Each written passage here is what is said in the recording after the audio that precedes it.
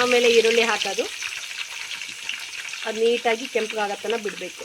ಅದಕ್ಕೆ ಸ್ವಲ್ಪ ಕಸ್ತೂರಿ ಮೇಥಿ ಹಾಕಿ, ಮೆಂತ್ಯ ಸೊಪ್ಪು ಇವೆಲ್ಲ ಹಾಕಿ ನೀಟಾಗಿ ಮಿಕ್ಸ್ ಮಾಡ್ಕೋಬೇಕು. ಅದೆಲ್ಲ ಹಸಿ ವಾಸನೆ ಹೋಗೋ ಥರ ಮಿಕ್ಸ್ ಮಾಡ್ಕೋಬೇಕು.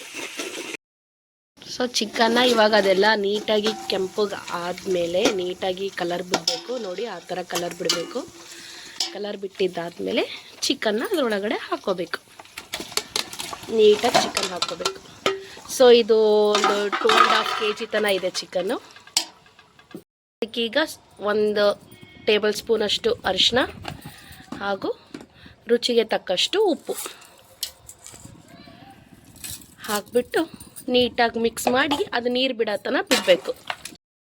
ನೋಡಿ ಈ ಥರ ಕ್ಲೋಸ್ ಮಾಡಿ ಇಟ್ಟು ಒಂದು ಸ್ವಲ್ಪ ಇದು ನೀರು ಬಿಡುತ್ತೆ. ನೀರು ಬಿಡೋತನ ನೀಟಾಗಿ ಅದರಲ್ಲೇ ಬಾಯ್ಲ್ ಆಗಿಬಿಡುತ್ತೆ. ಆ್ಯಕ್ಚುಲಿ ಈ ಥರ ನೀಟಾಗಿ ಮಿಕ್ಸ್ ಮಾಡ್ಕೊತಿರ್ಬೇಕು ಅವಾಗ ಒಂದ್ಸಲ.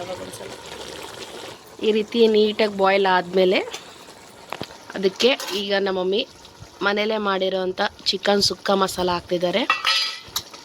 ಅದಾದಮೇಲೆ ಅದಕ್ಕೆ ಸ್ವಲ್ಪ ಅಲ್ಲ ಬೆಳ್ಳುಳ್ಳಿ ಪೇಸ್ಟ್, ಅದಾದಮೇಲೆ ರುಚಿಗೆ ತಕ್ಕಷ್ಟು ಖಾರ, ನಿಮ್ಗೆ ಎಷ್ಟು ಖಾರ ಬೇಕೋ ಅಷ್ಟು ಖಾರ. ಸೊ ನಾವು ಸ್ವಲ್ಪ ಜಾಸ್ತಿ ಖಾರ ತಿಂತೀವಿ, ಜಾಸ್ತಿ ಹಾಕ್ತಾರೆ ಮಮ್ಮಿ. ಅದಾದಮೇಲೆ ಸ್ವಲ್ಪ ಚಿಕನ್ ಸುಕ್ಕ ಮಸಾಲ, ಆಚೆದು ಪ್ಯಾಕೆಟಲ್ಲಿ ಬರುತ್ತಲ್ಲ ಅದು.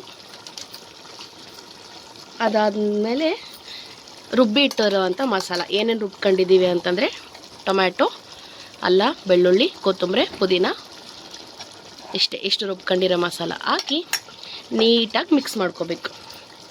ಇದನ್ನು ಒಂದು 2 to 3 minutes ಬಾಯ್ಲ್ ಮಾಡೋಕ್ಕೆ ಬಿಟ್ಟರೆ ನಮ್ಮ ಚಿಕನ್ ಸುಕ್ಕ ರೆಡಿ ಆಗುತ್ತೆ. ಸೊ ನಿಮಗೆ ಎಷ್ಟು ಸಾಂಬಾರು ಬೇಕೋ ಅಷ್ಟು ನೀರು ಹಾಕೋಬೇಕು. ನಾವು ಸ್ವಲ್ಪ ಕಮ್ಮಿನೇ ಮಾಡ್ತೀವಿ ಸಾಂಬಾರು, ಗಟ್ಟಿ ಗ್ರೇವಿ ಥರ ಮಾಡ್ಕೊತೀವಿ. ಸೊ ಈ ರೀತಿ ನೀರಾಕಿ ಒಂದು 4-5 minutes ಬಾಯ್ಲ್ ಮಾಡೋಕ್ಕೆ ಬಿಟ್ಟರೆ ಮುಗೀತು.